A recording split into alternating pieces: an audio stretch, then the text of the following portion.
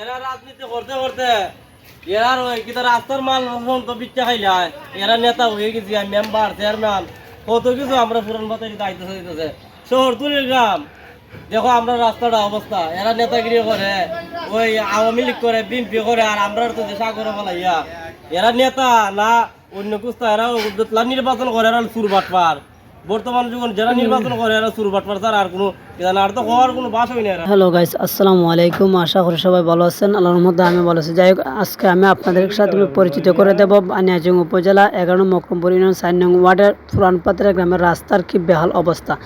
দেখতে পাচ্ছেন সকাল 9টা থেকে রাত 12টা পর্যন্ত অসংখ্য ছোট বড় শিশু বাচ্চা সকলে আসা যাওয়া করে এবং তারা খুবই ভোগান্তির শিকার হতেছে প্রতিদিন।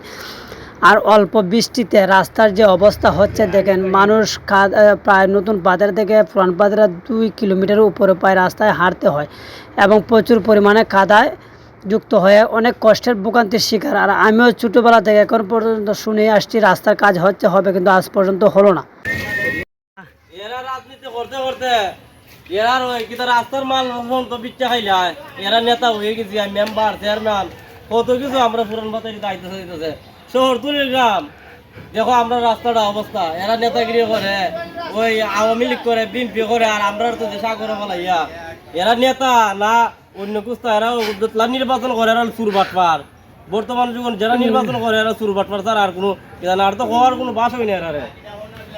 কিছু সাধারণ মানুষের মন্তব্য নিলাম। তারা এলাকার যারা জনপ্রতিনিধি হয় তাদেরকে চোর বাটপার বলে উপাধি দিয়েছে। আর দেখেন প্রচুর পরিমাণে রাস্তার মানুষ দাঁড়িয়ে আছে, পেক কাদা পাড়া, এগুলো দৃশ্য দেখে আসলে অবাক লাগলো যে অবিগঞ্জ শহরতলি এরিয়া বা গ্রাম, এই গ্রামের আজ এই অবস্থা। আসলে বাটি অঞ্চলের দিকে তাকালেও দেখা যায় এমন বেহাল অবস্থা হয়নি, যা শহরতলি এলাকার এই অবস্থা। আসলে জনপ্রতিনিধিগুলা শুধু দিন আর দিন আনছে আর খেয়ে গেছে বরাদ্দগুলা, কিন্তু তাদের কোনো অবস্থান গড়ে তুলতে তারা সক্ষম হয়নি। আর যে দেখতে পাচ্ছেন অসংখ্য মানুষ কিন্তু আসা যাওয়া করতে আছে আর চলছেই, কিন্তু তাদের কোনো রাস্তার অবস্থা উন্নতি হয়নি। তো যাই হোক, আমার ভিডিওটি যারা যারা দেখবেন অবশ্যই ভিডিওটি জনস্বার্থে রাস্তার উন্নয়নমূলক কাজের স্বার্থে ভিডিওটি প্রচুর পরিমাণ শেয়ার করে দেবেন, যাতে অত্যন্ত রাস্তার উন্নয়নের জন্য জনপ্রতিনিধি বা জেলা প্রশাসনের কোনো জনপ্রতিনিধির কাছে আমার ভিডিওটি পৌঁছে এবং রাস্তার দ্রুত কাজ করার জন্য আকুল আবেদন আমরা জানাচ্ছি এলাকাবাসীর পক্ষ থেকে।